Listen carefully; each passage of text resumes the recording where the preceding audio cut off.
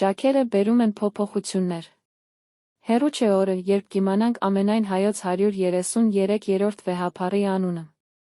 Ղևոնդյան։ Քաղաքագետ Ռոբերտ Ղևոնդյանը Facebook-ի իր էջում գրառում է կատարել, անդրադառնալով մի շարք եպիսկոպոսների ստորագրած հայտարարությանը, որով պահանջվում է Արշակ Խաչատրյանի կտրիչ Ներսիսյանի հեռացումը եկեղեցուց։ Ինչպես բազմաթիվ անգամ ասել եմ, իշխանության եկեղեցու բարձրաստիճան անձանց հակամարտությունը կհանգուցալուծվի հոգևորականների պարտությամբ, քանի որ ներկայում իշխանության լեգիտիմությունը կամ վարկանիշը ավելի բարձր է։ Դրանում իր մեղքն ունի անձամբ Գարեգին Երկրորդը, քանի որ 26 տարիների ընթացքում իր վարքագծով մեծ վնաս է հասցրել եկեղեցու նկատմամբ մարդկանց դրական վերաբերմունքին։